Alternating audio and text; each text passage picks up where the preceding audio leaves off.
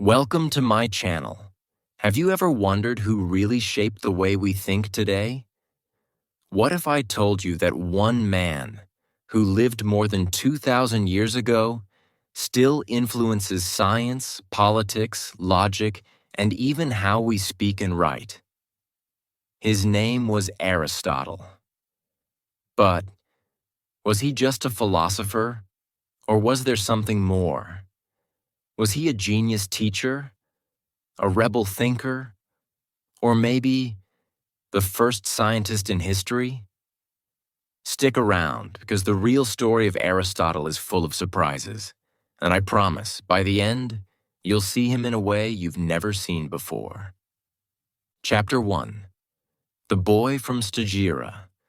Let's go back, way back, to the year 384 BCE, to a small town in northern Greece called Stagira. It's not a famous place, not a big city, but something special is about to happen there. A baby boy is born. His name is Aristotle. His father, Nicomachus, is not just anyone. He's a doctor, and not just any doctor, but the personal physician to the king of Macedonia. That means Aristotle grows up in a home filled with books, scrolls, and knowledge about medicine and science. From a young age, he hears people talking about the human body, healing, nature, and even the stars. But sadly, both of his parents die when he is still a child. He becomes an orphan. Now think about that, losing your parents so young. What would you do? For Aristotle, it created a deep hunger for knowledge. Maybe he wanted to understand life because he had seen death so early.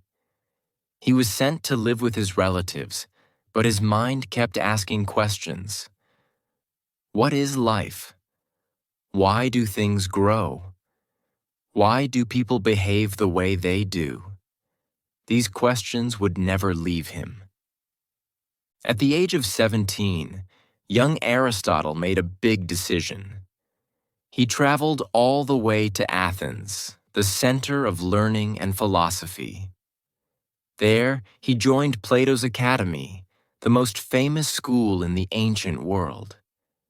Imagine it, a teenager walking into a place where the greatest minds are debating big ideas. And now, here's something important. Plato, the founder of the Academy, had a very specific way of thinking. He believed in ideal forms, that everything in the world is just a shadow of a perfect version somewhere else. For example, if you see a chair, it's just an imperfect copy of a perfect chair that exists in the world of ideas. Aristotle listened, he studied, he respected Plato deeply, but he didn't fully agree. And this is where it gets interesting. Most students just follow their teacher, but not Aristotle. Even as a student, he had his own mind. He asked, why should we believe in invisible forms when we can study the real world? He believed that truth comes from observing and experiencing the world around us, not just imagining it. This made him different. He wasn't just trying to repeat what Plato said. He was already thinking like a scientist, even though the word scientist didn't exist yet. He stayed in the academy for about 20 years. Yes, 20. That's how serious he was about learning. But in all those years, he didn't just sit and listen.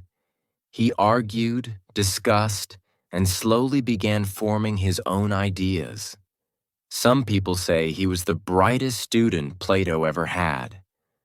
Others say he was the most difficult. Now imagine this scene. The great Plato talking to his students in the garden, sharing his ideas about perfect forms, and Aristotle gently raising his hand saying, "But what about this?" It wasn't a fight.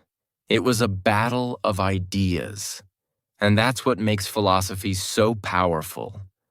But things were about to change. When Plato died, Aristotle thought he might lead the academy. But that didn't happen. Maybe he was too different.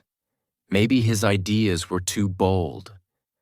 So, he left Athens.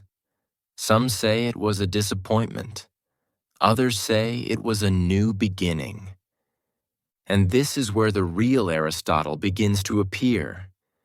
Not just a student anymore, but a man ready to explore the world on his own terms. He started traveling. He visited different parts of Greece and Asia Minor, collecting knowledge like a sponge. He watched animals, studied plants, looked at the sky, and talked to people from many cultures. He was no longer just reading books, he was reading the world. This chapter of his life is powerful because it teaches us something important. You don't need to be born in a famous city. You don't need to be rich. Even if you lose everything, like Aristotle did when he lost his parents, your mind, your curiosity, can take you anywhere. From a small town in northern Greece to the biggest ideas in human history, Aristotle's journey was just beginning. And what comes next? That's where his mind really takes off, and the world starts to change forever. Chapter 2: The Mind That Would Not Stop Thinking. After leaving Plato's academy, Aristotle was no longer just a student. He was a thinker, a seeker, a man full of questions. But unlike many philosophers of his time, Aristotle didn't want to live only in the world of ideas. He wanted to understand the world by looking at it, touching it, and studying it. He believed that knowledge begins with the senses, with what we can see, hear, touch, and feel. Aristotle began traveling to different parts of the world. One of the most important places he went was Asia Minor, where he lived at the court of a friend named Hermias, a local ruler. There, Aristotle began collecting information on animals, plants, weather, stars, and people. He didn't just sit and write, he observed. If he saw a bird, he would write about how it moved. If he saw a fish, he would study how it breathed. He was like a sponge, absorbing every detail of nature. And this is where he started to do something revolutionary. He began classifying everything. He divided animals into groups, those with blood and those without. He studied how plants grow and reproduce. In fact, he wrote some of the earliest books on biology in human history. This was more than 2,000 years ago, long before microscopes or modern science. He didn't stop there. Aristotle also created a new way of thinking. He developed a system of logic, a method for understanding how arguments work. Before Aristotle, people often argued using emotion or belief. But Aristotle said, let's use reason. Let's ask, does this make sense? Is it supported by facts? He created rules for good thinking, what we now call deductive reasoning. You may have heard an example like this. All humans are mortal. Socrates is a human. Therefore, Socrates is mortal. That's Aristotle's logic. He believed that by thinking clearly, we could understand truth. But he didn't just focus on animals and arguments. He also wanted to know, how should we live? What is a good life? What makes people happy? These questions led him to write about ethics, the study of right and wrong. He said that the best life is a life of balance. Not too much, not too little. He called it the golden mean. For example, courage is good, but too much courage becomes foolishness. Too little becomes fear. The wise person finds the middle. He also wrote about politics, how cities should be run and how leaders should behave. He believed that humans are political animals, which means we are meant to live in groups, in communities. We are social beings, and we need laws, order, and education to live well together. He studied different types of governments and asked, which one gives people the best chance to live a good life? Can you believe how many topics he covered? Biology, logic, ethics, politics, astronomy, poetry, art, language. He studied it all. He didn't believe in doing only one thing. His mind moved from subject to subject, always asking, why and how?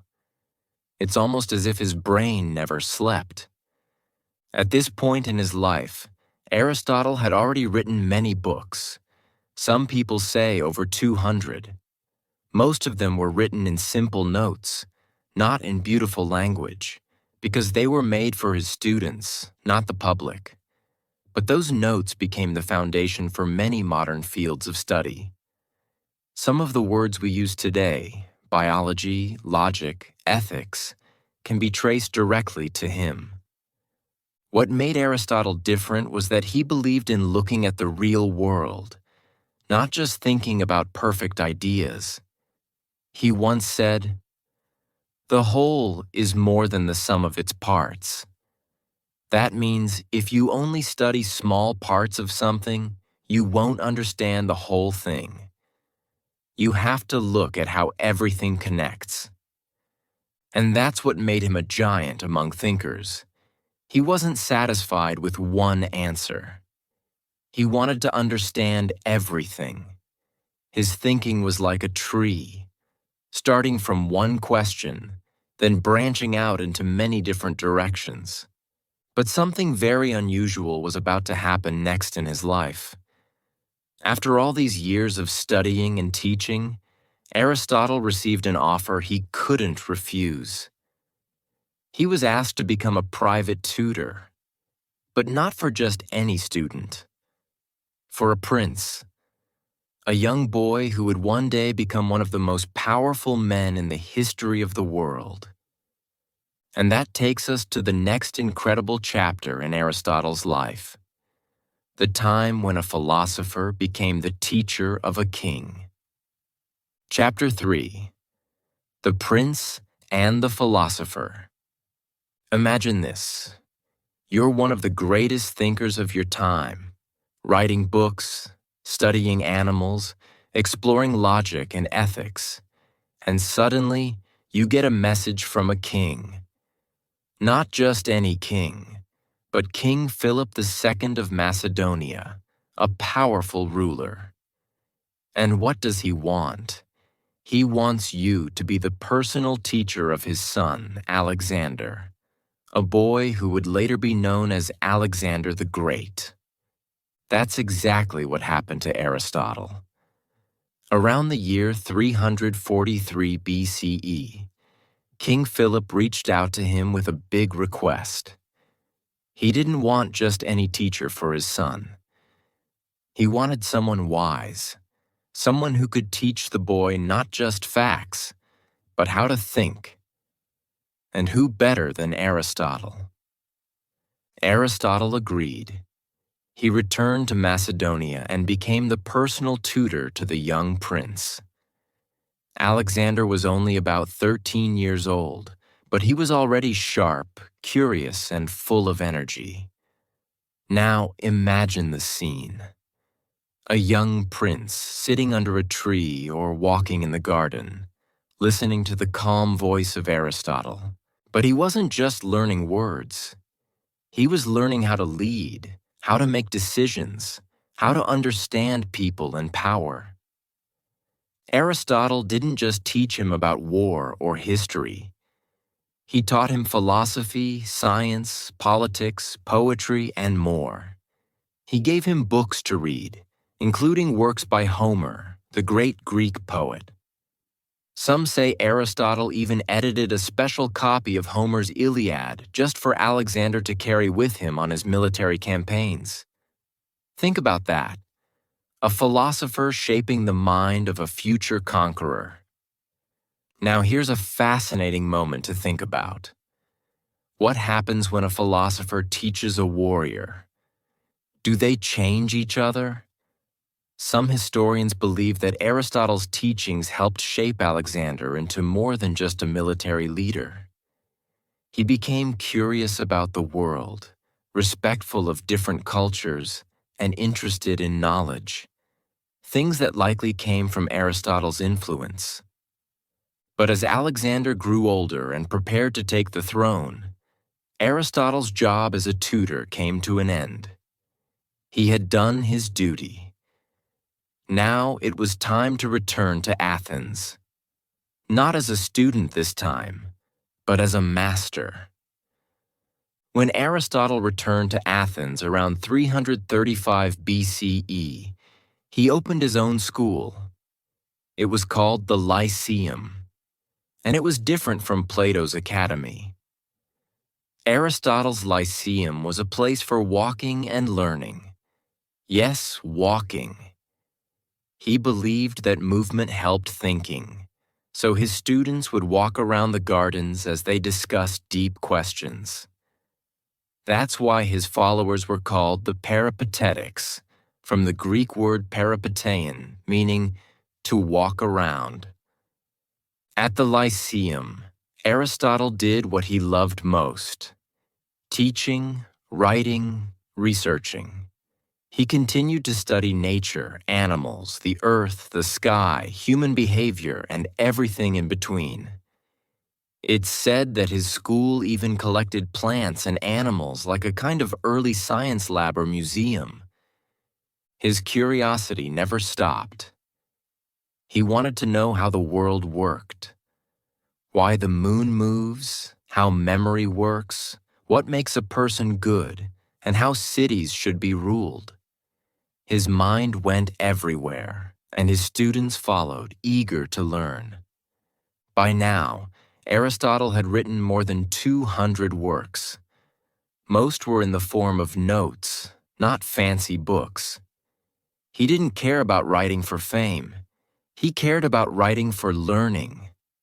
Many of these writings were about physics, politics, metaphysics, rhetoric, logic, and poetry. Imagine one person covering all of that.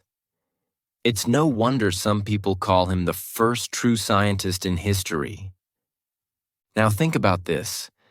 Aristotle taught a future king, founded a new school, wrote hundreds of works, and studied almost every topic known in his time. And he did it without today's tools. No internet, no electricity, no printed books. Just scrolls, students, and a never-ending passion to understand the world. But just as his school was growing, something tragic happened. Alexander the Great died suddenly in 323 BCE. And with his death, things became dangerous for Aristotle. In Athens, people were turning against Macedonian rule. And since Aristotle was connected to Alexander in Macedonia, the people no longer trusted him. He remembered what happened to Socrates, his teacher's teacher, who was sentenced to death for corrupting the youth. Aristotle didn't want that to happen to him. So he left Athens quietly, saying he wouldn't let the city sin twice against philosophy. It was a sad moment, but also a wise one. Even as trouble came, Aristotle chose peace over conflict. He went to a town called Chalcis, where he lived quietly until he died the next year, in 322 BCE. But even though he died, his ideas did not. His school, his writings, and his way of thinking lived on. And that brings us to the final chapter. What happened after Aristotle's death, and how his. Chapter 4. The Legacy Lives On.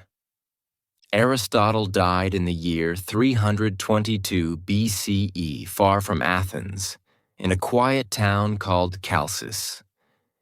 He was around 62 years old. He had lived through wars, political changes, and the rise and fall of empires.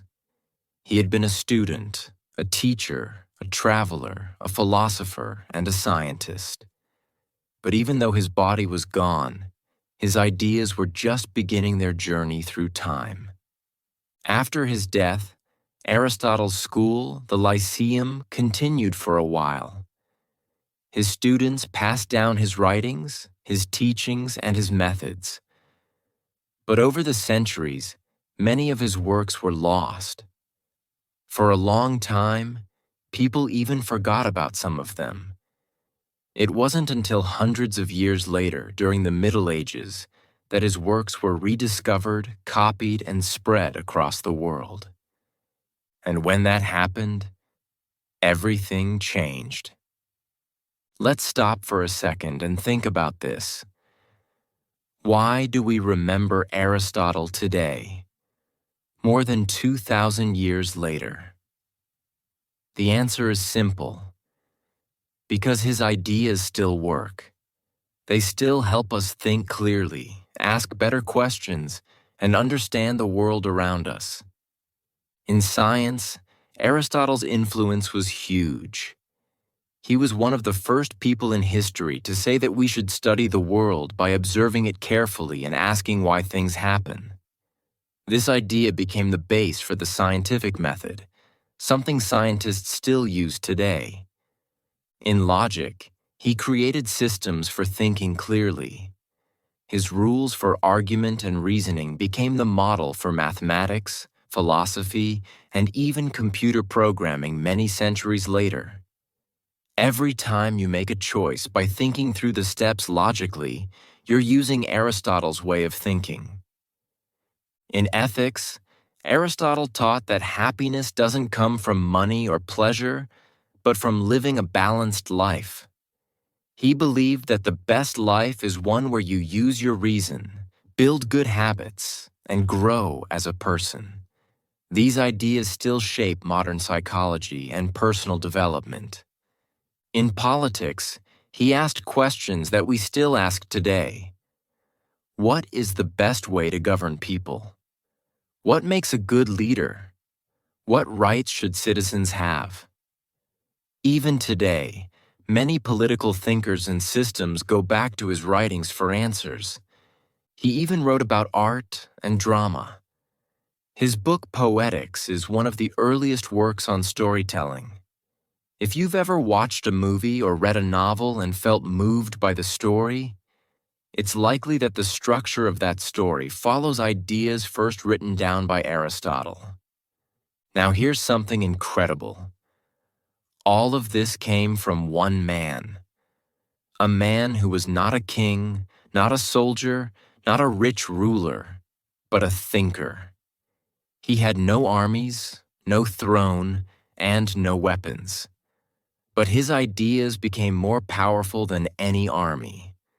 His words outlived empires. His thoughts built the foundation of Western knowledge and helped shape how people all over the world think, even today. Let's pause here for a moment and reflect. What does Aristotle's life teach us? It teaches us that you don't need to be born into greatness to leave a mark on the world. He was born in a small town. He lost his parents young. He didn't always agree with his teachers, and he faced trouble and rejection.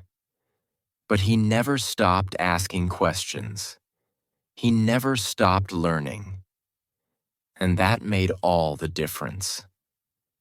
Aristotle once said, "Knowing yourself is the beginning of all wisdom." That one sentence can guide anyone, Whether you're a student, a teacher, a leader, or just someone trying to learn English and understand life a little better. So, the next time you wonder why things happen, or how something works, or what it means to live a good life, remember, you're following the path that Aristotle helped create more than 2,000 years ago. And that's the true story of Aristotle. Not just the philosopher, but the teacher, the scientist, the rebel thinker, and the man who changed the world by using nothing but his mind. If you found this story inspiring and learned something new today, don't forget to like this video, subscribe to my channel, and hit the bell icon so you never miss a story that helps you grow in English and in knowledge. And hey, leave a comment below and tell me, which part of Aristotle's life surprised you the most? I'd love to hear your thoughts.